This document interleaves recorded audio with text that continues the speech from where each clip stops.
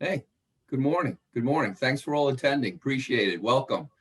I just want to welcome everyone to the PIA first inaugural deep dive event. Hopefully we'll have more of these going forward. They'll be topical, timely, issues that affect our members and independent agents statewide in New Jersey. My name is Steve Radaspiel. I'm the current president of PIA of New Jersey. I also own an agency in Maywood, the Insurance Center of North Jersey. So before we begin, I've got three other panelists with me, colleagues of mine. Two of them are fellow officers of PI of New Jersey, and one is up in Northeast. He's one of our big resource persons. So to begin, let's start with Andrew Harris, Jr. Andrew? Hi, Steve. My name is Andrew Harris, Jr. I'm the current treasurer of PIA of New Jersey, and I'm also the president of Liberty Insurance Associates in Millstone Township, New Jersey. Jump to Tom, I guess. Yeah. Hi, everyone. I'm Tom Wilkins. Inside of PIA, I am vice president, currently working with business issues and communications. Outside of PIA, I'm director and branch manager of a wholesaler, McGowan Risk Specialist, based in Eatontown. And our specialty is, one of our specialties is professional liability, and that's going to be my role here today. My name is Brad Latchett. I am the Director of Government and Industry Affairs for PI Northeast, which includes PINJ, my favorite state, the crown jewel of the PI Northeast, of course. I lead PIA's legislative efforts as well as lead our legal team. I'm happy to be here. Thank you so much. Brad is one of my resources. I should probably put him on the payroll. I call him so much and email him. Wait, I'm not on the payroll? Wait a second. No, but I'll get you in the 401k. Okay, great. Thank you all for attending. Thank you all again for attending. Just some housekeeping notes, okay? A brief, want to draw your attention that we have to abide by the antitrust statement, and this applies to this event, so no specific carriers will be discussed. Also, everyone who's attending will be muted through the duration of the event, but you will be able to ask questions through the chat. And our moderator, Claire Irvin, who is also another attorney on staff with PI Northeast, she will take those questions and forward them to us. So moving right along, we'll start the discussion. Before I get into it though, I just want to thank all of you for attending. I want to thank you all for being members of PIA. It's important that we get together as agents to support ourselves and our industry. And I also want to welcome, I believe Lonnie Harvey had mentioned to me, we have 4 prospective members on the event today, and I want to welcome you too, and thank you for attending. So getting right into discussion, we're going to talk about the effects of the pandemic. I don't think I need to explain to you what the pandemic is. So let's jump right in and ask the question that I probably is on every agent's mind, certainly on my mind, and that is, how is the pandemic situation going to affect rates and availability of agents E&O going forward? So Tom, would you like to take that question first? Yeah, certainly. Thanks, Steve. And also, please, if anyone wants me to expand on anything, please, send a question over the chat. We'll be happy to talk about things in more depth. Just before the pandemic, we were already starting to see a bit of a hardening in the market in terms of availability and rate, related to the insurance agency, market. Then, of course, COVID really accelerated that trend. Specifically concerns about claims against agents and brokers related to business interruption, when those BI claims related to the pandemic were not being covered by carriers. That caused a pretty quick and firm response in the market, mainly most carriers putting communicable disease exclusions on their policies, which we'll get into later in a little more depth. But from my experience, there really were 2 categories of carriers and how they responded, more terms and eligibility and rate.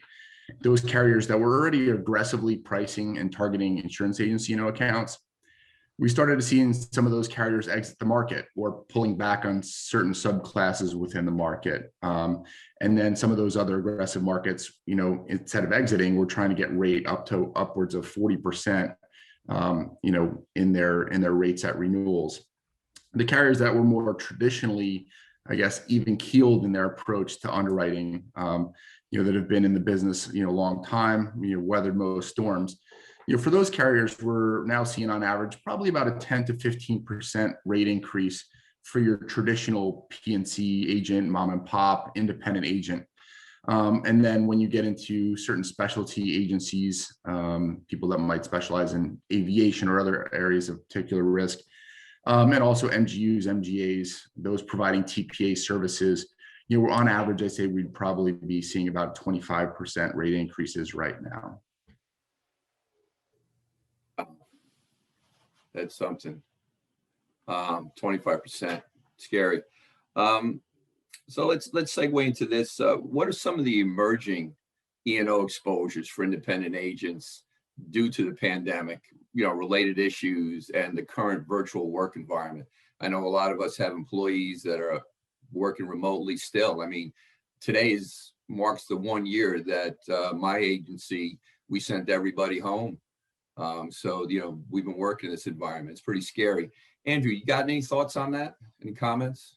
Yeah, so the remote work environment obviously creates a few exposures, not just on the cyber side with people working on potentially old hardware, off network, sharing your computer with, an 8-year-old and all those issues, but also not having that sort of camaraderie and the people sitting next to you where you can overhear them going through a situation that they're dealing with and sort of learn how to answer certain questions from maybe a more senior person that understands things.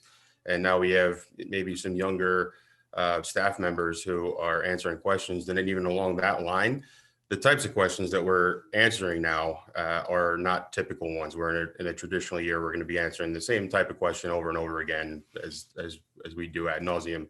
But now we're answering questions that are, coverage based, and that's very gray with the pandemic and a lot of these different policies. And then also other types of questions that we really don't have, it's not really in our wheelhouse. So around the PPP loans and FFCRA and compliance and all the other stuff that goes into it. And we're getting a lot of pressure to answer those types of questions and be a resource for our clients. And, we've been creative and we have a lot of resources. PIA has been great, a great resource for that. But, those are in my mind, the biggest things that pop up for me with the remote employees. Sure, carrier's happy you're not giving out tax advice and legal advice. Probably makes them pretty happy. Tom, you have something you want to add? Yeah, I think, from the E&O exposure standpoint, we briefly mentioned there are certain, pandemic related exposures, especially like we mentioned, the business interruption issue, so that has increased some agent exposures. But outside of that, the remote workplace has also created some other, related exposures that carriers are being sort of sensitive to watching. Those things are, our remote employees, is that it, causing people to miss mail. Obviously, the slowness in mail has been issues in terms of, do people misget checks, or checks getting delayed in terms of paying to carriers? Are people missing notices of cancellation or things like that getting crossed over in the mail? So the remote exposure has created some additional exposures from the insurance agency, side. Andrew, I think I want to talk to you about child labor laws, just offline maybe. If you got 8-year-olds working, we'll talk. Okay. Again, Brad pops I started up as a at 5, resource, so. right? Yeah. Also, there's mentioning PIA, Andrew, PPP loans, things like that. We can certainly answer those questions at PIA if anybody listening right now is challenged with those same issues. You guys are experts in insurance, so we're going to try to provide the back end support on some of this other stuff that maybe is just outside of your wheelhouse. So certainly, calling PIA hopefully will get you a quick answer to some of these questions. But I would reiterate kind of what both Tom and Andrew said in terms of this remote vacuum that we are in. If we think of agencies as islands, pre-pandemic, they were Australia, right? It's one self-contained island nation. If we're talking about the agency itself, everybody's in the 4 walls of the agency for the most part. We're working off the same systems, both in terms of computers, but also in the standards that an agency might have for accomplishing work in a day. Everybody's got the same security on their systems as well. Now, post-pandemic, we're kind of like Micronesia. It's like thousands of different islands spread across a vast ocean, which admittedly may be a little bit too dramatic. But the point is now we have staff at home, right? spread out, working on their own computer system, which may not be compatible with what somebody else at the agency is using. So you've got some technology issues there in terms of communicating. And also they're operating on systems that were created for in-agency use, not remote use, right? So you're using tools that might not be the best for the job that is currently being done. All of that creates issues in my head as an attorney, thinking about communication being harder and missing steps in terms of processes and procedures that agency normally follow. That's E&O issues right there. It's those little things, that the cracks that are going to start widening as remote work continues if agencies don't adapt to that and change their procedures. And while cyber is an E&O exposure, some people do link it in with the professional liability space. With all the remote workplaces, there is an added cyber exposure for a lot of agencies. Again, we'll get into some of the cyber related things later on in the thing, but especially with when we're looking at the cyber markets, a lot of carriers are looking at things like encryption, remote multi-factor authentication, and those types of things. So there is the cyber exposure in addition to the E&O exposure due to the remote workplace. That's a great point, Tom. Not to sidetrack into the cyber, but many of the things you just mentioned are also required by law to some places. So it's kind of a two birds, one stone. You comply with the law, and also you're protecting your agency in terms of, and things like that. So. Trying times. So, another question we have is, what is the impact COVID is having on policy forms, E&O policy forms, and potential COVID coverage exclusions on E&O policies? Trying to see, is there anything happening now or something we can predict in the future? I'll kick that back to Andrew to start us off. Yeah, so those management liability and professional policies are the trickiest, I think, because you're going to go retroactively because of the claims made form. And then, on top of that, we have some other issues with our policies coming out. The way I see it, I don't know about you guys, but I'm seeing a lot of conditional renewals with a sort of a clarification of the coverage for some of our carriers, where they're, we really mean it this time. It's definitely not covered type of language in it. And, I've had a couple questions that coming from our clients, meaning that, all right, so you're clarifying it. So you're saying that it wasn't clear. Maybe it was covered when this happened. And that's a very difficult position to be in, but I can let Brad kind of talk a little bit more about the professional side. Not Brad, Tom, sorry. Thanks. So, talking about that with exclusions and carriers making changes to policy forms, how do agents protect themselves from pandemic claims when renewals are excluding pandemic coverage and virus and such? Andrew? Brad's going to tell us how to avoid any and all claims that ever could possibly be levied. Yeah, exactly. Guarantee zero E&O claims from here on out, right? I do not guarantee that. I thought it was a joke. Please do not. I think it is being recorded. Let's edit that part out, okay? That's a great question, Steve. At the beginning of the pandemic, there was some legislation that was introduced that would require carriers to provide BI coverage, right?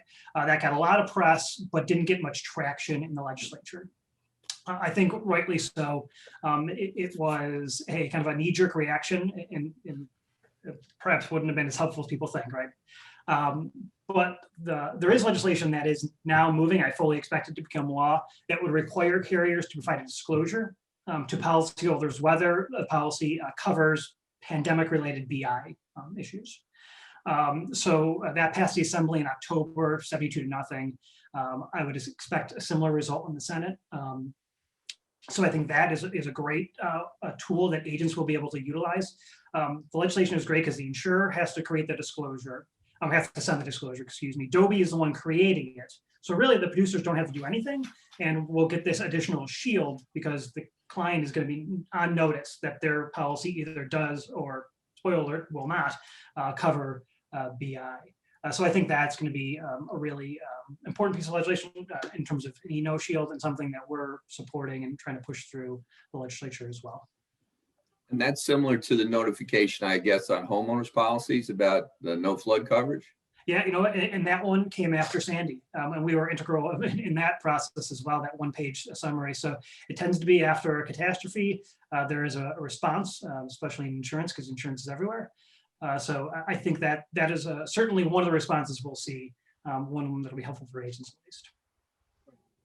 Thank you, Brad. So we're going to move on to the state of the market. And talk about a few things affecting that.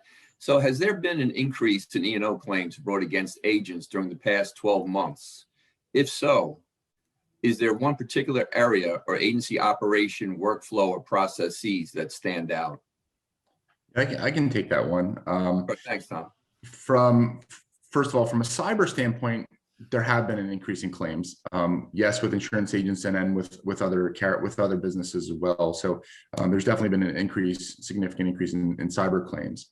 As it relates to E&O, this is where it gets a little bit interesting. Everyone had all that nervousness about those BI claims, and carriers were putting on communicable disease exclusions, and they were increasing rate. But to be fair, we actually haven't seen a large number of these claims yet. We haven't, our office hasn't processed many. I've talked to most of our underwriters. They haven't really seen a lot, as many as they thought. But they're still very cautious about the potential for many of these to be filed. So they're really, it's a very, I guess, tense time in the underwriting side of it on the E&O side. So, as a result of not a lot of these claims, now we're starting to see some carriers considering pulling off of these communicable disease exclusions. But most are still keeping them on for the time being. So we'll keep closely monitoring that. In terms of other concerns related to the pandemic, again, a lot of these are those operational issues that underwriters are concerned about. We talked about like the delays in mail, lateness in checks being paid, remote employees missing or having delays and things like that. So, but yeah, it is interesting. Everyone was really nervous about huge influx of claims, but to be fair, the market hasn't really seen that. Tom, that's a good point. Sorry, Andrew, I'm going to interrupt just real quick, just to address that last point by Tom, piggyback on it. I think that we're going to see the impact of these BI claims on, not now, but perhaps next year or the year after, once those BI cases themselves are adjudicated fully, right? The agent's E&O policy is almost like the last line of insurance defense. All right, I'm going to go through the main policy. Oh, there's no coverage there. All right, now I'm going after the agent. So I hope it doesn't happen, but I do kind of expect an uptick probably next year, or whenever these cases work their way through the courts before it gets to the agent. So, and that's why it's really important. That's why it's really important that you maintain your limits, you maintain your retro dates, and things like that, because again, there is a good lag time. There always is a lag time, but there will be in this case. People are considering there being a lag time in terms of the reporting of claims that happened, a couple of years ago, but we're reporting on a current policy. So from a claims made basis, it's really important that you make sure you maintain those limits, you watch those retro dates. But yeah, so one of the things oh, sorry. Go ahead, Andrew. I was just going to jump in and just say that we're obviously concerned about, and the carriers are too, about the things coming down the pike. So there's a lot more exposure, I think, for the agents, because we always get in trouble when there's a claim that's not paid or limited at least. So that's those, if you go through, line by line, and I did this with Brad the other week, kind of going through, employment practices. Did you comply with all the FFCRA? And if you're not selling these products to your clients, obviously you have these issues. But if they didn't do that, if you're forcing them back into the office when they don't want to come back in, did you treat them unfairly? The cyber we talked about a little bit, and then obviously those traditional lines where the business interruption. But then, corollary to that now is we're looking at issues with occupancy rates. So there's occupancy provisions in commercial real estate that, people are working fully remotely, not renewing their leases. The workers' compensation, there was a law that came out, and it's kind of very gray about who is a first responder and who's sort of attached to it. So that became, and then all the carriers are really adjusting those claims differently. I've seen the same claim kind of looked at two different ways with them. And then when I was running through that, and I'm not going to jump on Brad's idea, he stopped me because I was like, I think auto will be okay because people are driving less, so there's going to be less claims. And he reminded me this is directly attached to actually legislation that PIA is working on right now. So I'll let him kind of fill in the gap with that. Thanks, Andrew. Steve, did you have a question before I? Well, I just had a quick question for you, since, as an attorney, Is it 2 years from date of discovery to file a liability a claim? You're talking about E&O claim? Well, just in general. So, you know, we're talking about these E&O claims. So haven't seen them in the last 12 months. But, you know, with the long tail of liability losses, you know, and that they can come at any time within a 2-year period after the date of the event? Or is Well, it the so, date that the person discovers they had a loss? Yeah, so in terms of the actual claim, yeah, usually I think it's 2 years. Now, as far as an E&O claim, that statute of limitations is longer. Agents have a 6-year statute of limitations on E&O claims because it's a contract. The law is funny in the way it treats insurance producers. You are a professional when it's convenient for the law, and not professional when it's convenient for the law. You know, attorneys and doctors get a short statute of limitations. I think it's 2.5 years because they're professional, learned professionals. Producers don't, yet they're held to a higher standard, which we'll get into later. But so yeah, 6 years for an E&O claim. So start the clock. As Andrew had mentioned, you know, my current concern in the E&O marketplace is probably with auto insurance, in particular with step-down provisions that reduce, so quickly, step-down provision, they exist in personal or some personal auto policies. They reduce the coverage that's in the policy from whatever the policyholder originally agreed upon. So there were 100, 300, and they will reduce it down to the state minimum. So what is it now? The state minimums is 1030 or 1530. And if a policyholder engages in certain activities, like commercial use of vehicle, even limited or occasional commercial use. Now, that's concerning to me for a couple of reasons.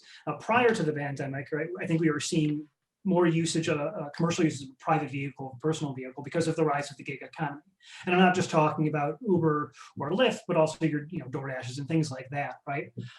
Now, during the pandemic, we've seen many more businesses engage in delivery than ever before, right? Because that was their only means of survival. I mean, you can get liquor to deliver now. Fantastic. Does that person have hired an unknown? I don't know. You know, so I think that could be a huge red flag if that person is using their personal vehicle to deliver goods, because they never thought about it, right? But they weren't going to be delivering before. Now they have to. I'm sure they didn't call their insurance producer and say, "Hey, do I have coverage for this?" They have a policy. They're driving. They think they have coverage. That's concerning from a producer standpoint because there was a Supreme Court case a few years ago. The New Jersey Supreme Court specifically stated that insurance producers have a responsibility to inform their clients about the presence of step-down provisions in policies. So we know very clearly that that duty is on producers. We know those provisions exist in personal step-down provisions, and we know that there's been an increase in people using their personal vehicle for commercial use. Those three things do not fit together well for me. I don't like it. It creates a bad situation. So I'm a little nervous if there's going to be something there. To Andrew's point, in order to try to counteract that, we are working on getting legislation passed that would prohibit the use of step-down provisions in personal auto policies. We were successful a few years ago in getting them removed from commercial policies. That was actually a direct response to that Supreme Court case that I referenced. So we're hopeful on that. In addition, we've got a lot of resources on our website, disclaimers and letters that you can send. I would highly encourage everybody to go on and take a look at our step down information. It gives you an easy way to figure out what policies have a step down and which don't, because it's not always obvious from the face of it. And there's also a sample letter there that you could send to clients. And that is, I think, hugely helpful in hopefully avoiding liability now while they're still legal. If you don't mind, I want to just mention the workers' comp point too. Andrew had mentioned that there is a new law that went into effect last year that flips the rebuttable presumption on workers' comp for certain essential employees. You know, the law does provide a description. Actually, Claire, would you mind sharing a link? We've got an in-depth analysis of that bill, of that law, excuse me, that's just been shared there. So I won't go into great detail on that because it's kind of nerdy and I really love it, but I realize you guys probably don't need to hear that level of nerddom. You already have me drinking out of my Wakanda Forever mug, right? But I think that did provide some clarity for essential employees, at least the employees that the law applies to. So it provided at least some structure, where there might have been some messy court battles in terms of figuring out if an essential employee got COVID, whether they got it at work or not. The law says they got it at work, that's the presumption, and you have to overcome that as opposed to the inverse. So I think that was good in the short term for relieving some, or sort of providing some clarity. In the long term, I think the impact won't be that great, which is good because the law specifically states that any COVID claim does not impact a business's experience model. So we won't have that impact if you did have a COVID claim that it comes back and haunts you a couple of years later with an increase in your policy because it was a claim. There's also a sunset provision on the law too, so it'll be short-lived. So I think that'll help continue the stability, I guess, it's in the workers' comp market. Can I just add something really interesting? This is a great conversation. So, traditionally, on the E&O side, people always think of insurance agency, exposure being operational, right? The things that you can do within your agency to prevent a claim from coming in. But, as we're finding, there's a lot of exposure due to coverage and the coverages that you sell. I mean, Brad talked about drop-down provisions and workers' comp, so there's other, and Andrew mentioned, D&O and some other areas, but there are some other areas of coverage that are really impacted by this pandemic that will actually potentially give you more exposure if you're selling those coverages. As an example, in the cyberspace, the cyber market's a little bit spooked and a little bit stressed right now. They're taking a lot of rate. So that's causing pretty much most cyber policies to get remarketed. So every cyber policy now that we're seeing has a rate increase. Insureds want to have that remarketed to see if they're getting the best price. And so now people are moving coverages from one carrier to another. And, in coverages like that, where it's a little bit heady sometimes, people are not moving coverage that an insured used to have to another carrier. So we've started seeing some claims where an insured had a certain coverage, with a prior carrier, will move to a new carrier, and that was excluded on the new form. So, that's something they talk to you about in every E&O CE class you've been into is the remarketing of policies and how that can lead to potential E&O losses. So you really have to be aware of that and cognizant of it. Brad, when you were talking about step down before, did you also mention about uninsured, underinsured motorist coverage being affected by that as well? I did not, Steve. Okay, but that's something that we're aware of as well. So, it's a good time for me to thank the Government Affairs Committee under the leadership of Lydia Bashwinner and our lobbying firm, who's doing a great job for us down in Trenton, moving forward with a bill in the Senate and the Assembly on behalf of our clients. It'll certainly help them out greatly, as well as eliminate an exposure for us. So, we can move on now to market availability. And I guess another question for us is the E&O market shrinking, the availability of product for agents to purchase for E&O coverage? And are the E&O carriers' offerings becoming more limited to agents, or are they offering less coverage, lower limits? Tom, I guess that's in your wheelhouse, right? Yeah, in some ways, yes. We have seen some carriers exit the market. We've seen some carriers reduce limits that they're willing to offer, in which case, brings in the need to place excess over the newer, lower limits that they're offering. And we've seen some carriers change their eligibility requirements. And we also talked about rate before. So yeah, in some ways the market is shrinking a bit. I wouldn't get overwhelmingly nervous about it. I mean, with antitrust, I can't mention any carriers specifically, but it did reference that there are a lot of good carriers out there that have been in this market a long time. A lot of them are sponsored by agents associations. A lot of ones that have been in the wholesale marketplace for a long time, that will continue to be in the market for a long time. So, there are markets that, there's some good viable options, but, there is a little bit of a constriction in the marketplace. I heard an interesting take on that from someone in the E&O space, and they were talking about not just the capacity in the marketplace, and there's some reinsurance issues that they're dealing with, but also in the judicial capacity. So people aren't getting in front of judges and juries anymore because of the pandemic. And, if anyone's had any sort of casualty claim sitting on the books for a while, it only just gets bigger because there's more litigation, more letters going back and forth. And more time for people to look at it, and it just kind of, puts a little bit of upward pressure on the loss ratios for those companies. So, that's going to have an impact at some point. Great point. It's a good time to plug Lonnie Harvey and her team up in Glenmont, our membership folks who can help you with some of these E&O questions, carriers, markets, stuff like that. So feel free to contact them. It's part of your membership benefits, and you should explore it and use them. Talking about the shrinkage, another question that we got was from an agent is there an ideal way for agents to acquire data breach coverage and EPLI coverage, which we previously discussed as being very important during this time that we're experiencing? Should they purchase a standalone policy or just have those important coverages added on or provided by endorsement on their current E&O coverage? That's another question for you, Tom. Yeah, I mean, I'll start with EPLI. Certainly, I think EPLI is a standalone product.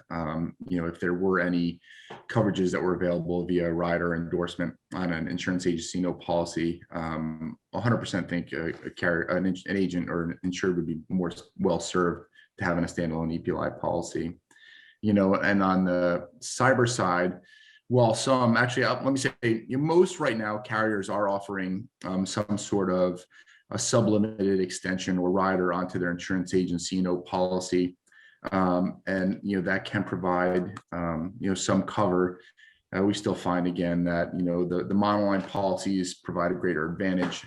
There's a lot of things that they can offer. There's a lot of coverages that are not included in those extension endorsements. So a standalone cyber policy would also be more warranted. Also, too, with the increase in cyber claims, if you do have, it's not just a limit or a coverage standpoint, it's also if a cyber claim were to come in against you as an insurance agent on your and you have it on your insurance agency policy, that would erode your limit for your insurance agency policy. And I'd really want to caution you about having anything that would erode the limits you have available for an E&O claim. Yeah, I would actually just echo what Tom said. I think having standalone policies, especially in these two areas, EPLI and cyber, is really important to make sure you have the limits and the coverage, because these are areas, I think pre-pandemic, that were huge red flag areas, I think, for me, for agents, and even maybe more so now post-pandemic. With cyber, we mentioned a little bit earlier, with everybody spread out, that's huge cyber exposure. We went from that one kind of entry point to now thousands of different entry points, or how many employees you have. On the EPLI side, prior to the pandemic, we saw a huge increase in businesses being sued for Americans with Disability Act violations, specific to their website not being ADA compliant. I expect to see a big uptick in those after the pandemic's over. Attorneys want to make money, and that's an area where they can do it. I've heard from a lot of producers that have either had clients involved in suits like that or have been involved themselves. An EPLI policy there is very important to help provide some coverage. So yeah, I think those two areas, especially standalones, are really, really important. Right. So the consideration then there, to paraphrase things, a more robustness of coverage, as well as a preservation of aggregate limits going forward, right? Yes. Okay, good. So I guess that moves us on to what to look for in a policy. What should our members be looking for when they're negotiating their renewal, or if we have some persons who are just on the call who are just starting out and looking to purchase E&O coverage? What are some of the key coverages and exclusions independent agents should be aware of in an E&O policy when they're renewing or purchasing coverage? So I can jump on that because I'm the voice of the buyer of insurance, and also, unfortunately, occasional user of insurance. It's just a product of the job. But and I say this to our clients too, and it's so much easier when I'm talking to them and saying not to worry about what the price is, and really look at the coverage and make sure that that's important, and the strength of the company and all this other stuff. But my hand certainly does get a little bit crampier when I'm writing my deposit check and looking at it. But it is obviously important, and the longevity of the carrier, and then also their strength. we've had the same market for, I think, 4 years now. And another consideration I have is that our adjuster that is assigned to any claims that we have is a pit bull. She's more aggressive than I am. She tells other plaintiff attorneys to drop dead all the time. I love it. So that's something that you might not get if you move to another company. And then, you know, there's the professional liability language. It's not like a, you know, an ISO form. So they're all manuscripts. So being really careful about moving from one company to another. And then, you know, if there's a deficiency at all, you're going to be on the hook for what Brad talked about. Those 6 years of the statute of repose claims are going to be now kind of, you know, something that comes up from 5 years ago will be potentially affected by it. So tail coverage obviously is another one. There's a lot of different provisions when it comes to that, and it's kind of spelled out in the policy what it's going to cost you. I think those vary pretty substantially. And there's some other things like retentions and things like that, but I'll let Tom kind of talk to that because he's the one that, you know, that's what you do all day is try to interpret these policies and give guidance to agents. So yeah, I think, you know, to be fair, most insurance agency, you know, policies are pretty standard across the board. Most are going to offer you, you know, again, with the named carriers and the programs are going to offer you, you know, pretty good coverage options. You know, in addition to the limits, retentions, outside of that, you know, you'd want to look at things like, again, does a retention apply to defense? So is it first dollar defense or not? Are there additional limits for defense? These are things that can be very important, or defense outside the limit. You'd also, you know, as an insurance agent, really want to make sure that you have favorable consent to settle provisions or hammer clauses, so that if an insurance company wants to settle a claim and it's not something you're willing to settle, you're not going to be on the hook for all the money or even a huge significant portion of the claim if you didn't want to settle and the insurance company said, all right, we're only going to pay you up to the settlement amount. So the consent to settle provision is really one thing you really want to watch. You know, a lot of traditionally there's been hard hammer clauses. People have brought it back to 50-50 hammer clauses. In the market, we're even seeing, you know, 80-20 now in favor of the agent. So those are the good things. And from a coverage standpoint, there's really some good things out there. You know, depends on the structure of your agency. You want to make sure that, you know, anyone that you have as an independent contractor, not just an employee, is covered under your form, you know, and there's two ways you can do that. One is, you want to, of course, make sure that you're protected for their actions when they're acting on your behalf. But two, you can also actually cover those independent contractors themselves as employees. I think that, you know, those are really the main things that we initially look at. And if people have specific questions, we can go into things more in depth. You know, this could be a separate deep dive topic. So, and Brad, I don't know is there anything specific you think we need to touch on or that we missed? Tom, before you move on, I just wrote something down to make sure everybody knows, because we're so used to the policies that we sell, like, you know, the commercial policies, the BOPs, the commercial packages, homeowners, auto, where defense is outside, right? Does not erode the limit.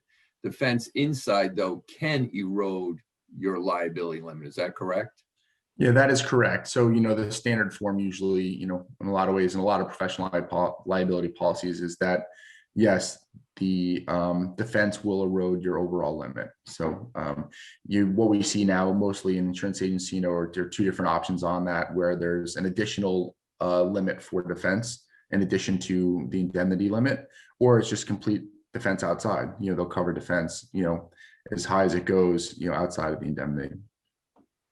Many times defenses could be the biggest part of the bill, because most E&O claims are closed without payment. At least that's what I read on some resource material earlier. So defense is the key, and obviously you don't want that chopping away at your limit. Is there like a stop loss on that inside limit, and it refreshes, or it just it could eat up the whole limit, you know? Well, yeah, if defense is outside, you know, it can go, yeah, if it's inside, it can eat up the whole limit. You know, there are some provisions too where, you know, they will cap it, you know, or have, you know, some other provisions in there where we'll say only 50% of it will go towards that. But yeah, I mean, it's definitely something you want to watch. To be fair, again, we haven't really seen any claims where haven't seen defense pay a limit loss on an insurance agency, you know, claim, but it definitely could happen. I'm The other thinking thing we you can settled watch, before that. you know, you can also get aggregates on the retentions or deductibles as well. So, you know, say if there were multiple claims, it's not like you'll always, you know, once you get to a certain point, you won't keep paying the deductible. You'll still be, you know, there's an aggregate deductible on there. And I know some companies even have diminishing deductibles. If you don't have a claim, your deductible gets reduced. Anybody else want to add something on that? Andrew, Brad? I just have one little thing that I've found helpful, and it might just be a tip. I can't promise it's going to work, but there's been situations where our adjuster and counsel both believe that we have a very strong case. We didn't do anything wrong. We have documentation out the, you know what, and they also would like to settle and us to participate because they know this is just going to drag out, the plaintiff's aggressive or whatever it is. I've been successful in getting the adjusters to, it's really a forethought of what your loss run is going to look like for an underwriter in the future, and to really get that to be pretty clear in that we didn't do anything wrong. This is just a business decision, and we're actually a good client because we're going to help you close this rather than fight it for, you know, 2 years. So, you know, that's just something that I think you can think of, and it's an interesting little tip we've picked up. I would like to add one more thing that we didn't mention. Obviously, we're seeing a lot of, you know, acquisitions, mergers, sales. So, you know, again, we don't want any independent agent selling their business and staying in business. But, you know, if that's the case too, you also really want to be cognizant of the extended reporting provisions, the tail provisions on the policy form, you know, to make sure that they're favorable and they're, you know, already pre-negotiated before you get to the point of sale. Yeah, to echo a couple things that Tom said. The hammer clause, super important. I don't think I've ever met an agent before who wanted to settle, who thought the carrier should settle. Right? We all believe that you guys did nothing wrong and we should fight this case to the end because you guys are right. Of course, it never happens. There's always a settlement. So making, you know, pay attention to that hammer clause because you're not going to want to settle. The carrier is going to want to. I guarantee that's going to happen. Like that is, it's almost virtual, right? Virtually guaranteed. In addition, Tom, you mentioned the tail coverage. You know, we've gotten a few comments from members in the past couple of years that they were surprised with the cost of something, you know, of a tail coverage that was in a policy because they weren't thinking about it when they bought the policy, right? So I would say one tip when you're looking to buy is think about the entirety of your insurance experience. Even if you're new to the business and just opened an agency, think about that tail coverage because it might come up sooner than you think. Maybe somebody gives you an offer you can't refuse and then you're out of the business, right? And that tail coverage is going to kick in a lot sooner than maybe you expected. So be aware of that because that coverage can vary and it can cost, the cost can be much different. So be aware of that. Also, I would caution on buying it on price. You know, I think all of you probably coach your clients and say, don't just buy on price, right? Look at the coverage. I would tell producers to do the exact same thing. Just because there's an E&O policy that's cheaper, you don't necessarily want to go jump to that policy. You know, moving policies midstream, if you will, can be problematic because you're changing coverages. It's not going to be an apples to apples comparison all the time. So while you might be saving some dollars in the short run in terms of premium, you might cost yourself in the long run when a case comes down, you thought you had a coverage that you didn't. So I think all of those are important to note. Right. Before we move on to the next subject, I want to ask Tom another question. Now we're talking about tail covers, extended reporting forms, and in the policy form, they will be stated, right? It's in your policy. So, but I do know that in certain policies that you can buy a time period of coverage, whether it's 24 months. I'm not too familiar with E&O forms for agents as I am for other types of professions, because that's what I'm involved with healthcare professionals and legal professionals. So, but maybe you know about the E&O forms, and is it a percentage of the last premium paid, right? But that's all in the policy. It could be like 180%, 200% of last premium paid. Is that what we're looking at? Yeah, it's usually either stated on the deck page or via endorsement, and it will almost always be a percentage of the current annual premium. So, there's also, when people talk about extended reporting or tail provisions, there's also sometimes if a transaction were to happen in the middle of a policy, your policy can trigger an automatic runoff to the end of the policy period. That's something else. I think traditionally here we're talking about if you sell or at the end of your policy don't want to renew it. Do you want to buy an extended reporting period to protect you for the actions that happened when you were operating? Yeah, those are usually negotiated, and it usually can be like 100% AP for 1 year, 3 years. So traditionally they'll do 1, 2, 3, and then some other carriers can go 4, 5, 6, or even unlimited. But that's not always the option. Sometimes it'll state 1, 2, 3 years, and then say anything above that, will be negotiated by the underwriter. I guess with the concern that Brad brought up about a 6-year time, you really got to be concerned about the length of your extended reporting form. If you were to, retire, close the business, obviously we talked about that before. When replacing coverage, you really got to look at the extent, the retroactive date on the policy, because these are claims made forms, unlike most of the policies we deal with consumers, which are occurrence. So retroactive dates are key. And there is one other concern as it relates to extended reporting periods, and this is it's a disaster scenario, but we do see it. It's not always based on a merger, acquisition, sale, or change of control. There are certain circumstances where if you did have a significant claim or a limit loss, and it became much more difficult to place your insurance, and it pushed you guys into the surplus marketplace. A lot of times we find it's actually more cost effective and beneficial to an insured to buy a new policy retro inception going forward and to buy a tail on the existing policy period. It just sometimes for certain carriers, if there were, say, to be a significant, limit loss type of scenario, some carriers might not want to include, and if your carrier and your carrier is not renewing you because of that, new carriers might not want to cover any prior acts whatsoever. They might only consider, and there might only be availability for retro inception going forward. So, there is that sort of tough scenario, which we have seen before, in some insurance agents and also with some other professionals where people only have a retro inception option going forward. So the ERP is really important because they have to buy it on their current policy. So, I know we depend on ourselves a lot, but, it's kind of like the shoemaker's children have no shoes. So, when we're thinking about renewing and purchasing, it's good that we have other resources that we can go to help us review the policy and make an informed decision, especially when a lot of us may not operate in that professional claims made form space on a daily basis. So it's kind of new to us. See, one thing I wanted to mention that I forgot is agency agreements. That's another important aspect to think about before getting an E&O policy. Every agency agreement has an E&O provision in it. It says you have to have this policy with this rated carrier and this amount of coverage. Usually it's A- and at least $500,000 worth of coverage. So make sure your policy meets those. Obviously, yeah. So I just wanted to make sure everybody has a lot of contracts, so make sure you check and that they're being satisfied. Best and Demotech and other types of issues you may have based upon ratings of companies. Yeah. So just to reiterate, if anybody on the Zoom has a question, please send that to Claire Irvin so we can get to it, because we're coming down the clubhouse turn here. We're about another 10 minutes to go. So I want to make sure that we get to everybody's questions or any comments that a person may have. Lastly, it's the impact on agents, right? That's our concern. We're all agents, agency owners.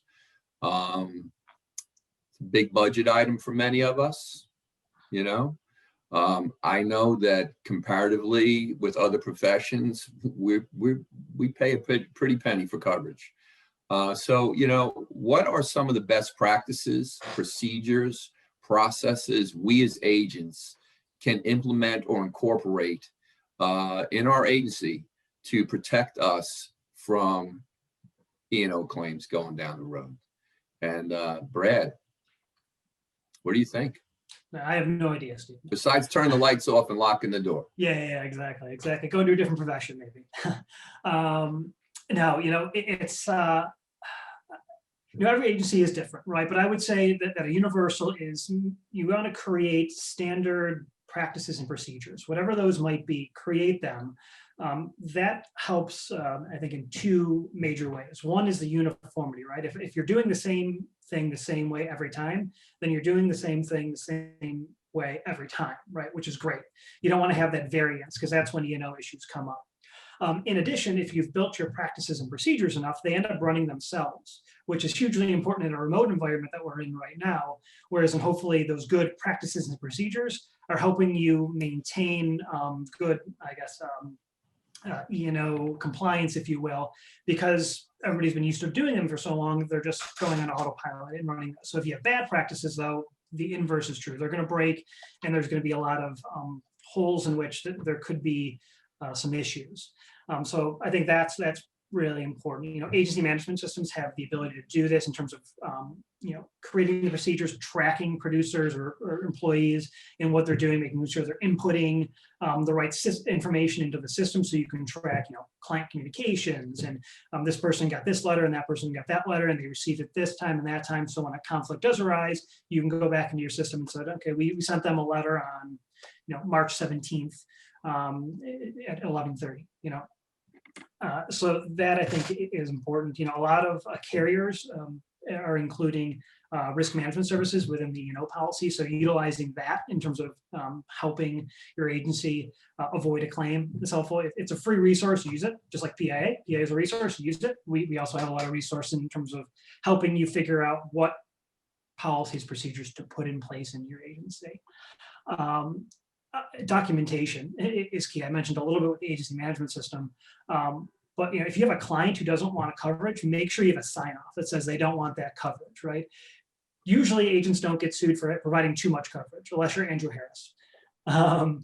But you're probably getting sued for providing not enough coverage, right? So if you say, hey, you really should have this flood policy, and the client's like, yeah, I don't really want it, make sure they sign off and say, I don't want this policy.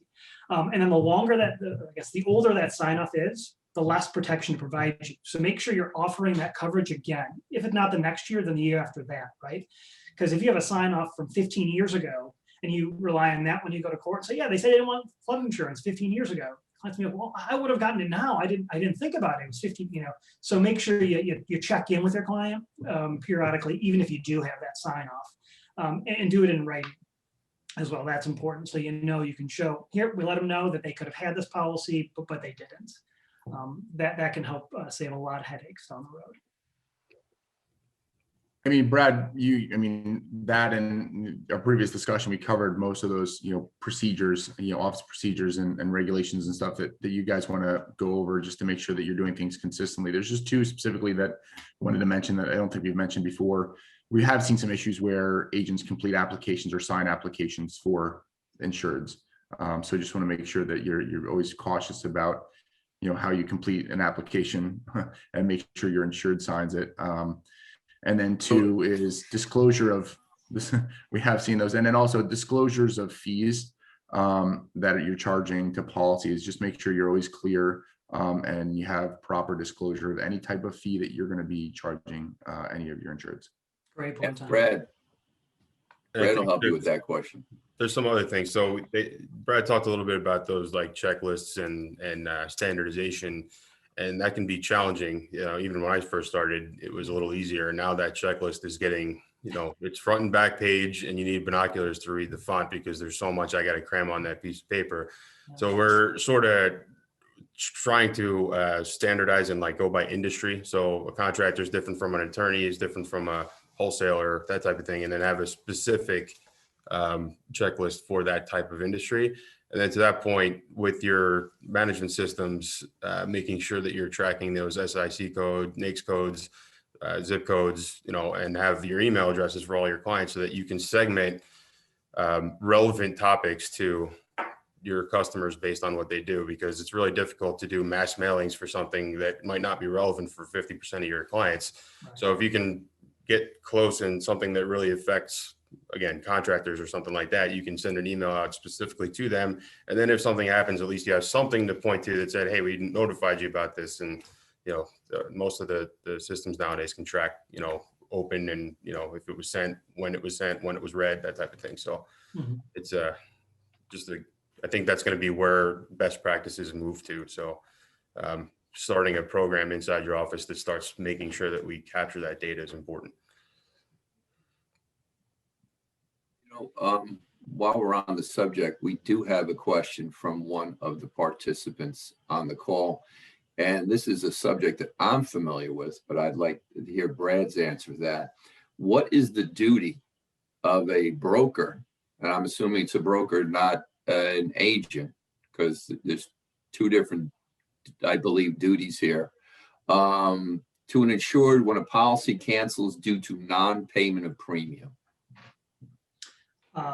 Well, there's a responsibility for the producer. So anyways, the client, excuse me, the policyholder should be getting a notice back from the carrier, right? That's required by law. So they should know. Also, if they didn't pay, they probably should know they didn't pay. The producer does not have a responsibility to pay the premium. I'll put that up front.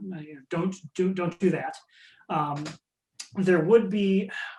There's no responsibility to be ongoing about placing that new policy, if that's the specific question, right? From a legal duty, you do not have to place them in a new policy. They should have notice of non-payment. Now, I will say from a business standpoint, you probably should, right? Place them with a new carrier, because if you don't, you do at least raise the risk of an E&O situation. If they don't know the policy is being canceled, that sort of thing. So you should be proactive, making sure that they know. They should have gotten the notice, like I said. But if they didn't, reach out and find out when they want to do next steps. If they don't want to get a policy, again, get that sign off. But there is no necessarily proactive duty from a legal sense. But certainly, if you don't have the policy, there could be issues. I mean, well, when you're an agent, I mean, obviously the duty is on the carrier to notify the risk that the policy's been canceled. But talking about I have a friend, wink, wink, who was involved in an E&O claim where they were acting as a broker with the E&S risk, excess surplus lines risk, where then the duty is on the broker to notify the risk that they have no coverage. And the methodology with that is you must send a certified return receipt letter advising them that they don't have coverage. That is when you are, that's when you're a broker, you've placed it through an MGA, it's an E&S policy, then that onus, it falls upon you. Hard lesson learned. My mother always said the hardest learned lessons are the best learned lessons. So I'll just pass that on to everybody. Yeah, that's a good point. See, I'm going through the lens of the admitted market, right? There's certain protections that are in place for market, but E&S, it's a different ball game. Right. A lot of the protections that apply, that are in the law aren't going to apply. So you got to look at the policy, and there's going to be more responsibility on the producer. So I hope that answers Troy's question. I know when Troy posed the question, he mentioned broker. So I just want to make sure that we covered both sides of that, whether, because some people, we get a little confused between the relationship agent and broker and what our responsibilities are on that. Just chime in real quick on that. So one thing I've learned and been taught over the years, and I don't really know whether it's the best practice or not, but if you were going to start calling and notifying people of a payment they missed, then you're setting yourself up. Because if you do it for the first 3 payments and not the 4th, then you're basically setting the precedent for yourself that, well, you didn't call me this time and it canceled. So you might have created your own exposure by doing that. So that's a good point, Andrew. And there's a whole methodology to do that. And I know Brad can help our members with that as far as notification of clients that you will no longer be performing that service of contacting people when policies are up for cancellation. We've even lost some clients over the years. I come up with a different reason to call them other than that. If I really want to pay. Yeah. So now we're talking about what could lead to claims, right? So, a question we have is, what types of incidents, should I report to my E&O carrier, and when should I report it? Because we do know that, some things maybe you should report right away, some things you might want to wait on, but there are in policy forms timelines of reporting claims as well, right? Where you can jeopardize your coverage. So, Brad, I'm sure you've got some input on that. Yeah, we get this question a lot. I talk to a lot of members, and should I report this to my carrier? From a legal perspective, I tell people this: did you get a summons complaint in the mail? In other words, have you been sued?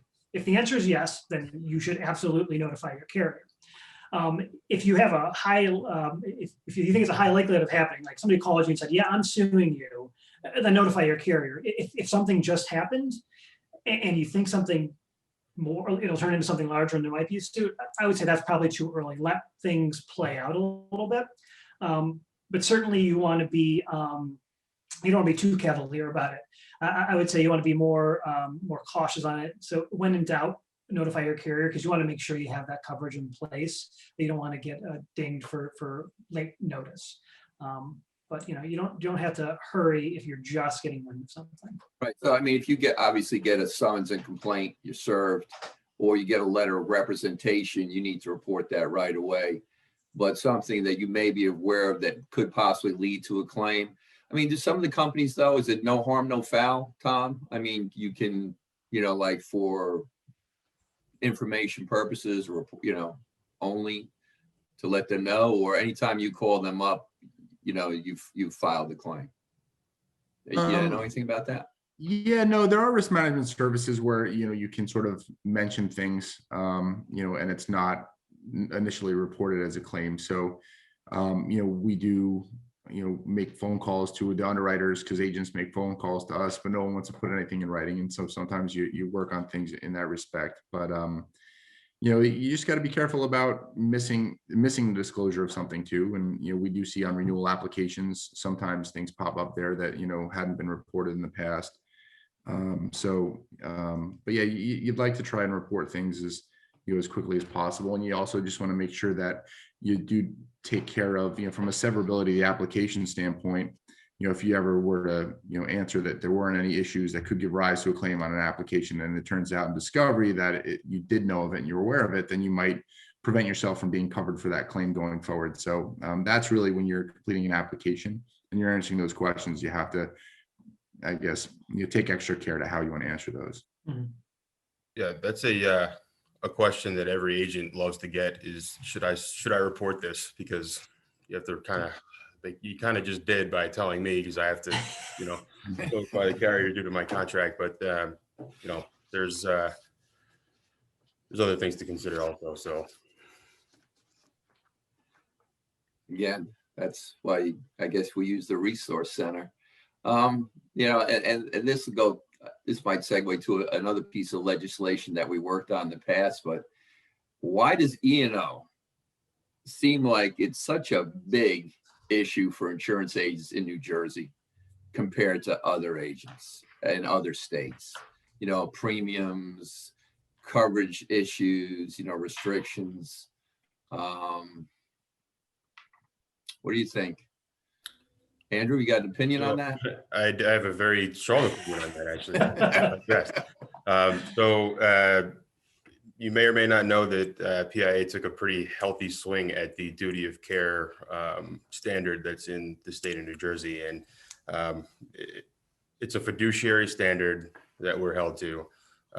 There was some confusion, and always is some confusion, about fiduciary. We are a fiduciary when it comes to money. If a client gives me a check that's supposed to go to company A, it has to go to company A. Nobody's, trying to say that we are not responsible for that.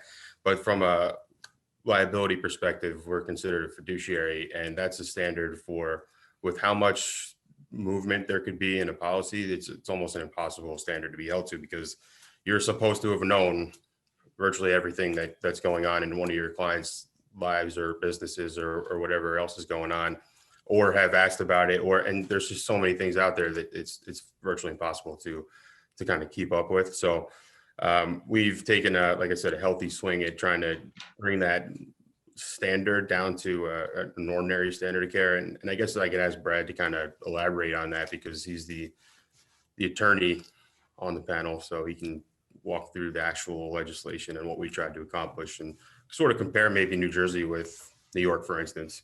Yeah. So thanks, Andrew. Yeah. So New Jersey has one of the highest duty of care standards for insurance producers in the country. A lot of states, producers are order takers, akin to a waiter and waitress in the service industry. You want to homeowner's policy with a side of flood insurance, great. You want a milkshake with it, and that's it, right? If you screw up the milkshake, oh, well, sorry. New Jersey is not that. In New Jersey, if it's deemed that you have a special relationship with a client, and that doesn't carry any negative connotation, then you could be held to this fiduciary standard that Andrew mentioned. Now, interestingly enough, New York and New Jersey have the exact same standard. At least, when you're looking at it on paper. You wouldn't know that from looking at the way the court cases are handled, though, because New York has never found a special relationship. They've been very consistent in that the special relationship basically doesn't exist in the natural world in New York. In New Jersey, they've been consistently inconsistent about when a special relationship exists, which is maddening for insurance producers and for defense counsel, but probably great for plaintiff counsel, right? Because there's always a shot. You're telling me there's a chance. So in order to try to correct that, to remove that ambiguity, we do have legislation that would allow producers to bring in comparative negligence, because that's the biggest thing here. When you're held to a fiduciary standard, you're not allowed to bring in comparative negligence as a defense in the case. Now, comparative negligence means that, yeah, maybe I did something wrong, but that person also did something wrong, and my liability should be reduced because of it. So, I've got a homeowner, I've got a policy for them, and they are training lions in their front yard, right? But they didn't tell me. If I was held to a fiduciary standard, the fact they're training lions in the front yard doesn't make a difference. The producer should know, and you should have had coverage for them training lions in their front yard. Now, everybody knows they should train lions in the backyard so nobody can see it, but they didn't do that. So that's the biggest thing with this comparative negligence, is if we can bring that in, then you can provide that defense of saying, yeah, but I didn't know. It goes to Andrew's point of having a checklist that's, a mile and a half long. You can't ask all these questions. It's naive to think that you can. And also you wouldn't be able to do anything else except for ask these questions in your checklist. So, hopefully with this legislation, being able to bring that in, we can say, yeah, I provided them the best policy that I could with the information they gave me. And if they would have told me they were training lions, I would have, not actually written that insurance, but I would have provided them something else. So I think that's the biggest thing here. As Andrew mentioned, we took a big swing last session. We had some great sponsors. We got all the way to the governor's desk. Unfortunately, it was conditionally vetoed. It was politics, honestly, that really less to do with our issue and more to do with outside politics. So we're really hopeful that we can get it done, going forward, because this is one of the biggest issues, the biggest issue really for producers in New Jersey is the cost of doing business. The E&O rates in the court cases, they're highest in the nation in terms of claims against producers, and it's crazy. It's got to get fixed. I think we learned a lot the first way through too. So, and we've done a lot of the legwork too. So I think we softened the target a little bit by talking to a lot of assembly people and senators, explaining our issue, and virtually everybody agreed and understood what we're talking about. And it's despite the fact that most of them are attorneys, and there are very strong, for instance, the trial attorneys aren't big fans, but I guess, like Brad said, we got it all the way to the governor's desk, and due to a sort of an outside issue, it kind of got held up. But we learned a lot, and again, we're manipulating a little bit of the language to free up some of that confusion around that fiduciary thing. So hopefully it's something we can do, and that'd be a huge victory. Shows the great work that our Government Affairs Committee does consistently year in, year out, working with our lobbying firm and developing relationships down in Trenton with legislators. Well, I've been on some of those calls. I've been in some of those meetings. Been down in some meetings with Department of Insurance. We've got great relationships down there. We're respected. They want our opinion. They listen to us, and they're willing to work with us when they can, when it makes sense. Certainly for our consumers, our clients, and the industry as a whole. So we ran over time. It's after 12, but that's all we have time for today. Covered a lot of information. These discussions identify and discuss a lot of problems agents have, and we're always trying to figure out ways forward as an organization. We have a business issues and Communications Committee. We have the Membership Services Committee, and then we also have our Government Affairs Committee. And these folks work tirelessly throughout the year, along with the professionals up at PIA Northeast in Glenmont, working on behalf of our members. You know, we're all members, and we're working to make things better. And, you know, if any of you on the call who are not active in our organization want to be, let us know. You know, we've got space on committees. We'd like to hear your opinion, your voice. Get active. We hope today's discussion proved useful to you. I'd like to emphasize again, as we navigate issues that your agent may face, we'll do these events, but the Resource Center is always available to you. Call them anytime, 1-800-424-44, what is it again? Brad, you know? What? 1-800-424-4244. There you go. Put it on speed dial. Also, you know, feel free to go online, look at the website. There is the depth of information on that website it's incredible. And it's constantly updated and refreshed. There's also all kinds of tools you can use in your business every day. So please get on there, explore that website. If you have questions, reach out to staff. They're always happy to speak with you and help you in any way they can. So thanks again. I want to thank my panelists who, you know, they're colleagues of mine, they're friends of mine. I've known them for quite some time. We've worked together on many things, and thank you all. Did a great job today. Appreciate it. And I want to thank all the attendees too. Thank you. We appreciate you being here as well. This is something that's not going to go away. Be getting my E&O renewal app in May for my July 1st renewal date. So the mystery tour continues. So thanks again. Everybody have a great day. Hopefully we will convene again soon with another topic that you may find of interest. So have a wonderful day, folks. Thanks. Thank you, everybody. Thanks, everybody.